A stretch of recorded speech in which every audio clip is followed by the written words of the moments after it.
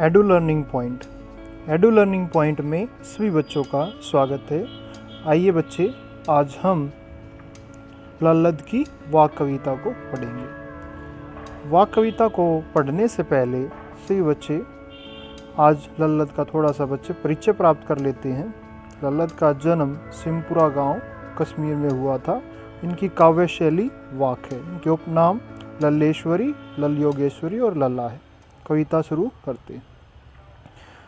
रस्सी कच्चे धागे की खींच रही मैं नाव, जाने कब सुन मेरी पुकार, करे देव भव सागर पार। पानी टपके कच्चे सकोरे, व्यर्थ प्रयास हो रहे मेरे। जीभ में उठती रह रहे हूक, घर जाने की है चाह है घेरे। व्याख्या शुरू करने से पहले बच्चे एक बार इसका प्रसंग देख लेते हैं। प्रस्तुत पंक्तियाँ हमारी पाठ्य पुस्तक क्षितिज की कविता वाक से ली गई है। इसकी कवित्री लल्लद है। वाक लल्लद की काव्य शैली है।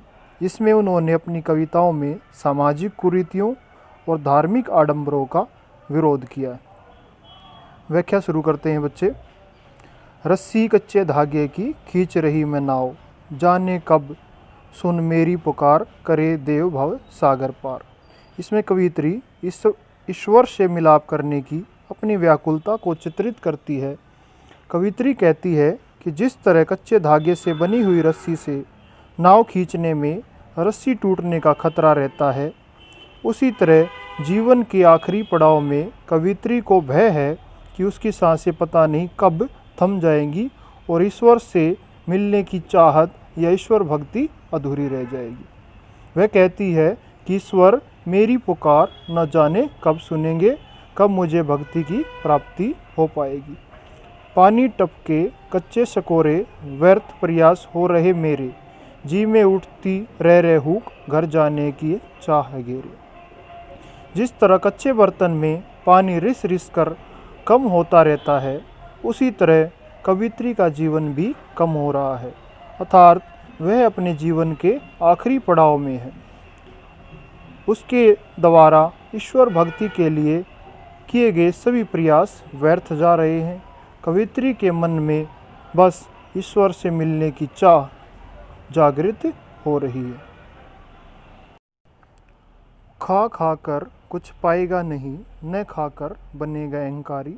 सम खा तभी होगा संभावी, खुलेगी साकल बंदवार की। इसमें कवित्री मनुष्य को सांसारिक विषय वासनाओं के प्रति सचेत करते हुए कहती है, जब हम संसार में व्याप्त विषय वासनाओं में लीन रहेंगे तो हमें प्रभु की प्राप्ति नहीं होगी। दूसरी ओर कवित्री न खाकर बनेगा अहंकारी। दूसरी ओर कवित्री यह भी कहती है, यदि हम लोभ और मोह माया को पूर्ण रूप से त्याग कर अपने मन पर अंकुश लगाकर प्रभु भक्ति में लीन होना चाहेंगे तो इससे भी हमें मोक्ष की प्राप्ति नहीं होगी, क्योंकि भोग का पूर्ण रूप से त्याग करने पर हमारे मन में अहंकार आ जाएगा। अतः यह दोनों मार्ग ही ज्ञान प्राप्ति के लिए उपयुक्त नहीं है।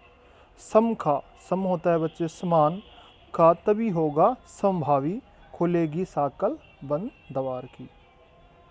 यदि हम सच्चे मन से ईश्वर को प्राप्त करना चाहते हैं तो हमें इन दोनों मार्गों के बीच समभाव अपनाना पड़ेगा, जिससे न तो हमारे मन के अंदर विषय वासना और भोगलिप्सा रहेगी और न ही अहंकार उत्पन्न हो पाएगा।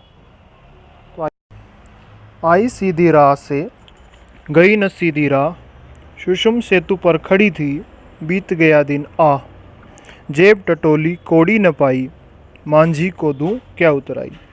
मांझी इसमें ईश्वर को कहा गया है बच्चों। इसमें कवित्री मनुष्य के द्वारा ईश्वर को पाने हेतु किए गए प्रयत्नों के बारे में बताते हुए कहती है कि अपने जीवन के प्रारंभ में वह ईश्वर से जुड़ी हुई थी, लेकिन जैसे जैसे समय बीता गया वह अपने मार्ग से भटक गई। उसने इस संसार में प्रभु प्राप्ति के लिए विभिन्न तरह के आडंबर देखे, जैसे जप करना, माला फेरना, योग और क्रियाक्रम करना आदि।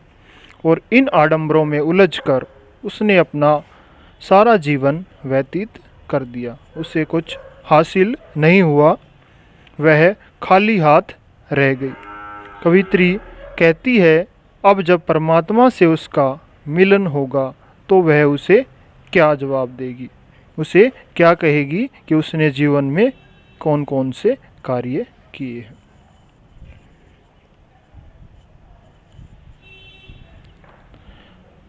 थल थल में बसता है शिव ही, भेद न कर क्या हिंदू मुसलमान, ज्ञानी है तो स्वयं को जान, वही है साहिब से पहचान। थल थल में बसता है शिव, कि संसार के हर कण कण में ईश्वर बसता है, ईश्वर व्याप्त है। इसमें कवियत्री सामाजिक कुरीतियों और भेदभाव का विरोध करते हुए कहती है, ईश्वर इस संसार के कण कण में व्याप्त है, फिर चाहे वह आकाश हो, धरती हो या इंसान।